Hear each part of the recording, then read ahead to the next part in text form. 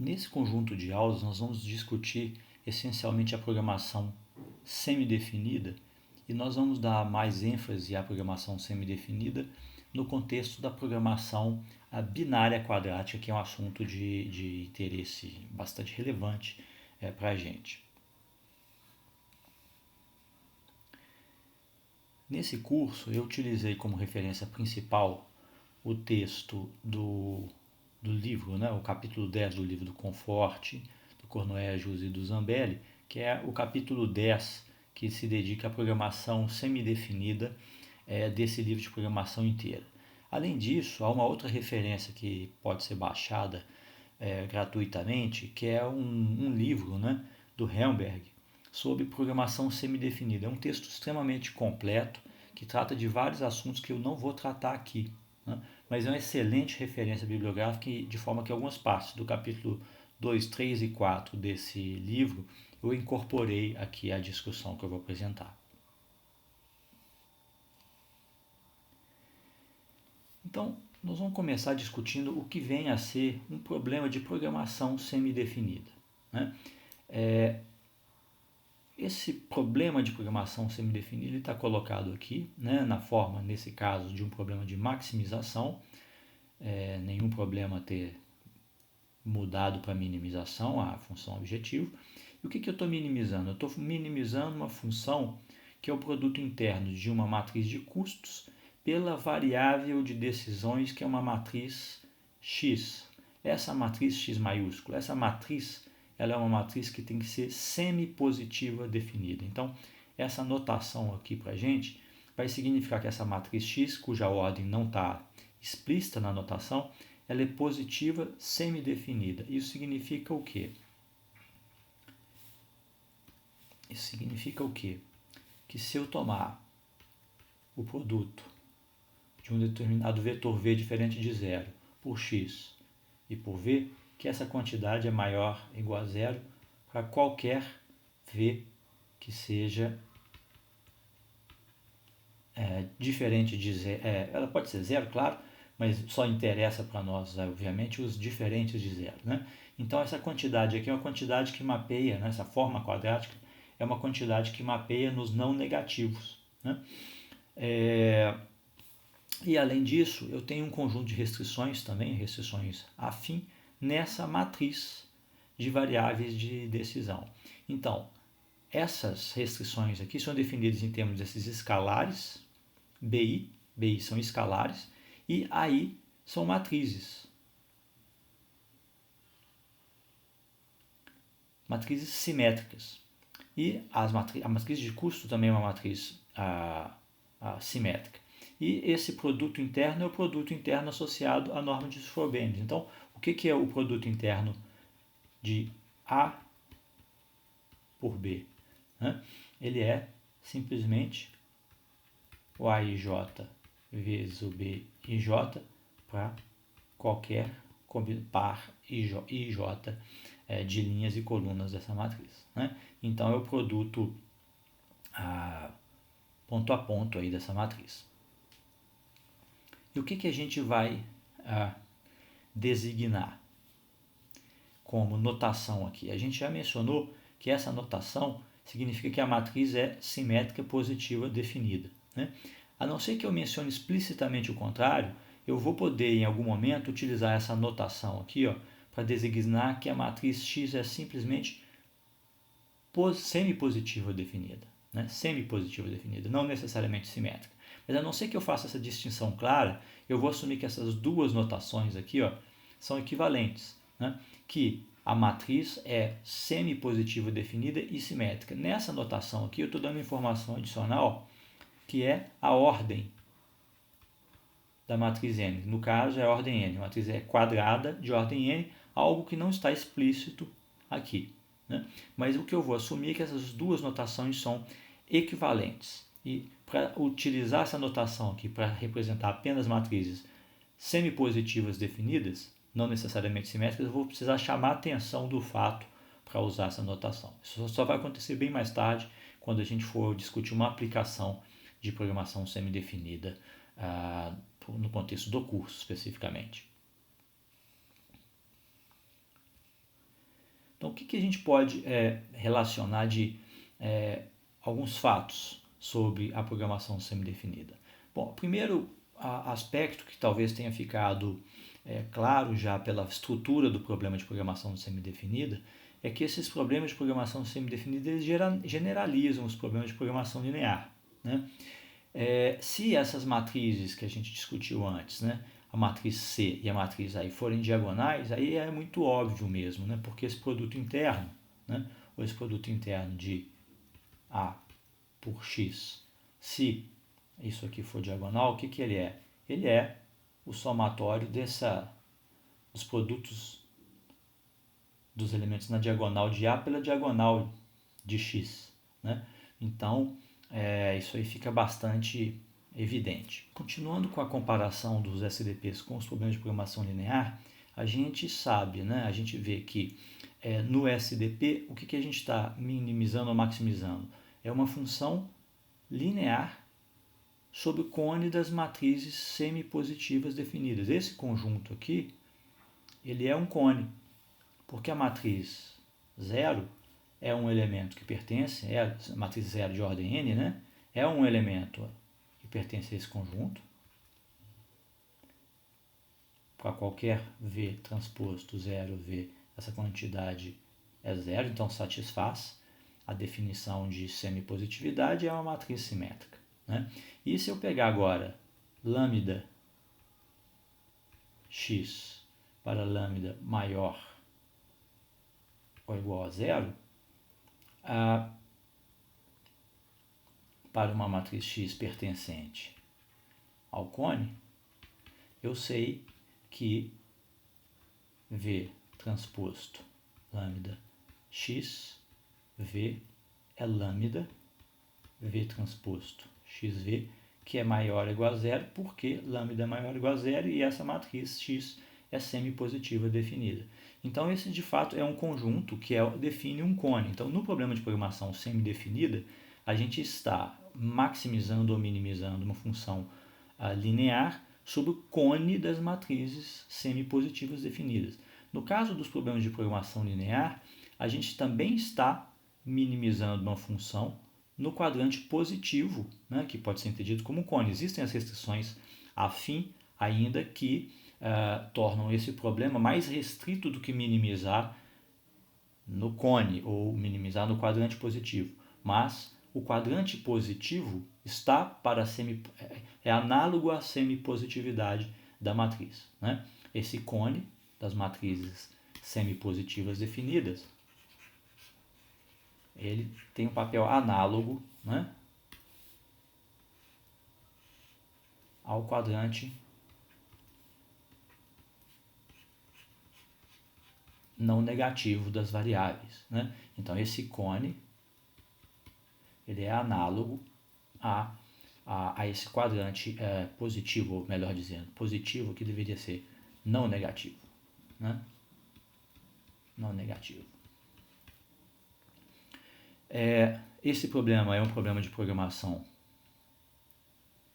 convexa, isso é trivial de mostrar. A função objetivo é uma função linear e o conjunto de restrições do problema de programação semidefinida é convexo. Basta aplicar a definição clássica de convexidade, tomar duas matrizes viáveis no conjunto de solução, né? Eu tomo uma matriz X que satisfaz o conjunto de restrições aí X, né? O traço de X transposto por I é igual a BI para todo I, e essa matriz X é uma matriz simétrica de ordem n, semipositiva definida. E toma uma matriz Y. Agora, se eu combinar com pesos lambda x mais 1 menos lambda y, e se eu aplicar isso aqui, né, em V transposto em V, eu mostro que isso aqui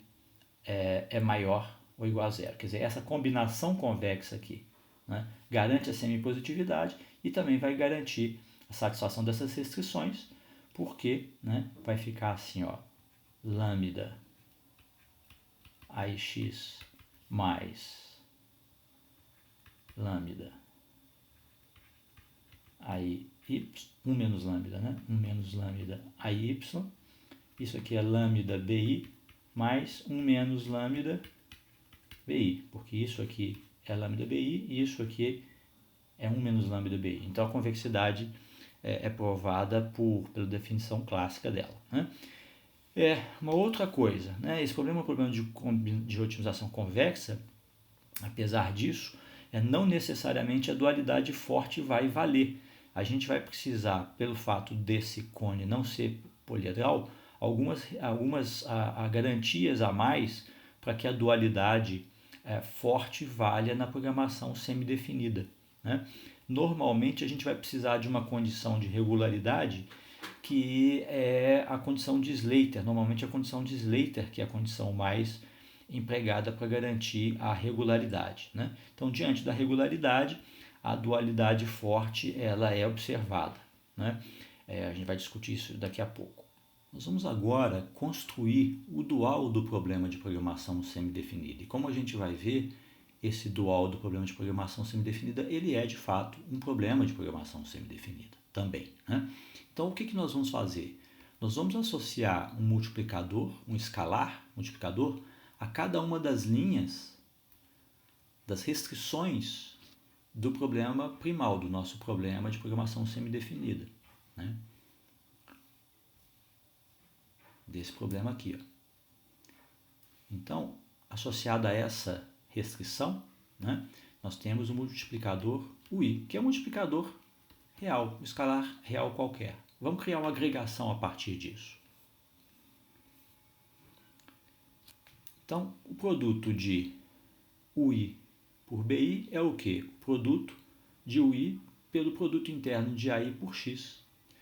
Se eu somar isso aqui para todos os Is de 1 a M, eu tenho que o somatório, né, do produto de UI por BI é o somatório do produto dos UIs por produto interno de AI por X. Eu posso levar o multiplicador para dentro do operador, né? A soma dos produtos de UI AI por X, para todos esses Is. E agora, eu posso tomar o produto interno, um produto interno só dessa soma aqui, né? Estou usando o fato de que a gente está trabalhando com um operador que é linear. Então, o que eu tenho agora? Se eu olho para cá, ó, isto daqui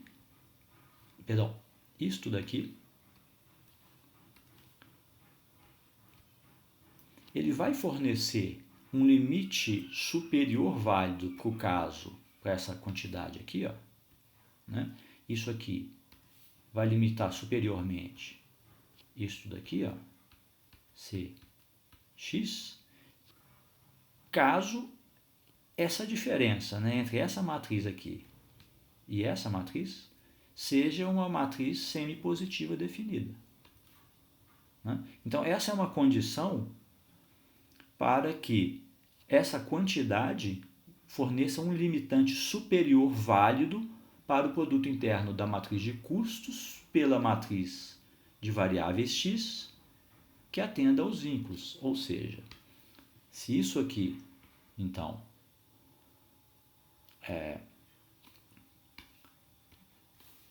se esses UIs, né, satisfizerem essa propriedade,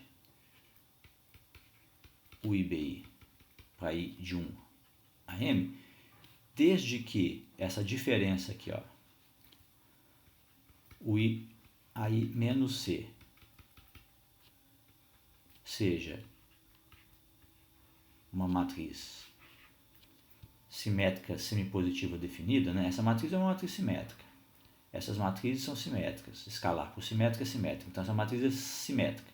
Se isso aqui for semipositivo definido, né, de fato, essa quantidade aqui, ó, fornece um limitante superior para o problema para o problema primal de maximização. Então, se isso é um limitante superior, o que eu quero? Eu quero encontrar os UIs que geram o melhor desses limites inferiores, ou o menor desses limites. Então, faz sentido eu minimizar essa quantidade. E onde que aparece o problema de programação semidefinida aqui? Basta eu colocar uma matriz de folga aqui, ó. Essa matriz Z, chama isso aqui, sei lá, de Z, é igual a essa matriz aqui, ó. Isso aqui é Z. Então Z é semipositiva definida, simétrica semipositiva definida. Então com isso eu construí o dual. Repara que eu usei os mesmos argumentos que eu utilizo em programação linear para a construção do dual. Então, está aqui o par, né? O par primal, na forma de maximização, problema de programação semidefinida, e o seu dual, que também é um problema que envolve esses multiplicadores, U's, mais essa matriz Z, que é uma matriz semipositiva definida.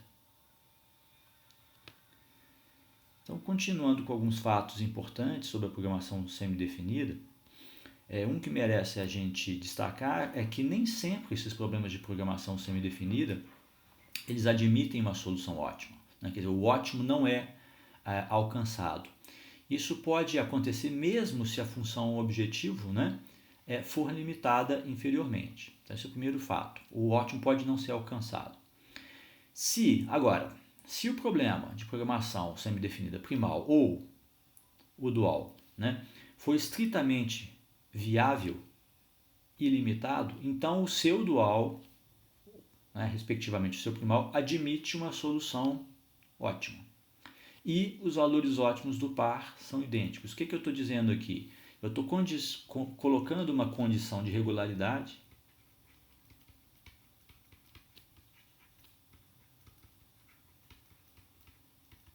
para a existência da propriedade, para a garantia, para a validade da dualidade forte. Então, qual que é a palavrinha mágica aqui? Estritamente viável. Ilimitado. O que é o problema primal ser estritamente viável? Existir uma matriz X, agora, não apenas simétrica semipositiva definida, mas simétrica positiva definida, esse mais aqui está indicando positiva definida, significa que V transposto X, V, é estritamente maior que zero para qualquer V diferente do vetor de zeros. Então, e esse vetor V, né, e esse vetor X aqui, essa matriz X, se ele satisfizer as restrições primais, né, isso daqui, se ele satisfizer isso aqui para todo I, e ele for estritamente viável, né, ela for positiva definida, então esse problema primal é estritamente viável e vale a dualidade forte. Da mesma forma, se você mostrar que existe uma solução estritamente viável para o dual, ou seja, que existe um conjunto de multiplicadores U reais e uma matriz Z positiva definida em que isso aqui é satisfeito, então garantidamente a dualidade forte vale. Basta você mostrar a viabilidade estrita de um dos programas para garantir a satisfação da dualidade forte. Tá? Então, diferentemente da programação linear em que a dualidade forte valia sempre, né? A não ser quando os dois problemas eram inviáveis, na programação semidefinida isso não acontece. Pode haver o caso em que a dualidade forte não acontece, né? Outra observação importante, né? O problema de programação semidefinida, mesmo quando ele contém dados racionais e quando ele admite uma solução ótima, essa solução ótima pode conter componentes irracionais. Então eu não posso esperar que eu vou computar a solução ótima desse problema de forma exata, mas sim aproximar essa solução ótima para uma determinada tolerância, né? Por quê? Porque as entradas podem ser irracionais mesmo, a solução ótima pode ser irracional mesmo quando os dados que definem o problema são racionais, né? Então é nesse sentido que os problemas de programação semidefinida são polinomialmente solúveis. Quando a gente diz o problema de programação semidefinida é polinomialmente solúvel, eu estou querendo dizer o seguinte: existe um algoritmo polinomial que resolve o problema de programação semidefinida, o algoritmo de pontos interiores, por exemplo, que resolve no sentido de que ele vai garantir uma solução ótima num certo nível de tolerância, né, com uma certa precisão estabelecida. É nesse sentido que a programação semidefinida é polinomialmente solúvel.